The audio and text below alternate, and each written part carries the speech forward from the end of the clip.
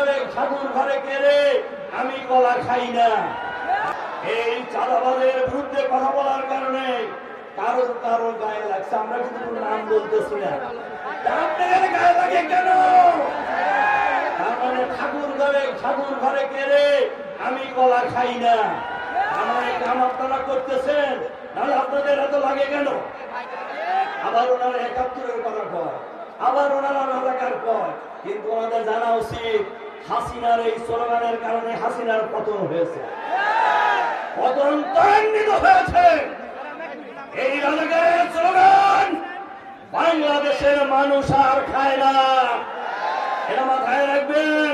বাংলাদেশের মানুষ আওয়ামী ফ্যাসিবাদের বিরুদ্ধে লড়াই করে বাংলাদেশকে দ্বিতীয়বার স্বাধীন করেছে।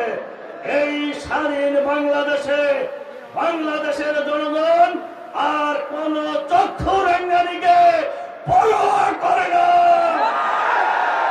বাংলাদেশের মানুষ বাংলাদেশকে আগামী দিনে গড়ে তুলবে ইনশাআল্লাহ। আমাদের নেতা ডক্টর শফিকুর রহমান বাংলার গ্রামে গঞ্জে নগরে বন্দরে বাংলার প্রতিটি প্রান্তরে ছুটে বেড়াচ্ছেন বাংলাদেশের মানুষকে ঐক্যবদ্ধ করার জন্য। আমাদের আহ্বান, বাংলাদেশের আলেম ওলামা, ইসলামী জনতা, বাংলাদেশের সর্বস্তরের মানুষ ঐক্যবদ্ধভাবে আগামী দিনের বাংলাদেশ হবে ইসলামের বাংলাদেশ ইনশাআল্লাহ। সেই আহ্বান জানিয়ে আপনাদের প্রতি আবারও আন্তরিক মোবারকবাদ জানিয়ে আমার বক্তব্য এখানে শেষ করছি।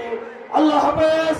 বাংলাদেশ জিন্দাবাদ, বাংলাদেশ জামাত ইসলামী জিন্দাবাদ, ছাত্র জনতা জিন্দাবাদ।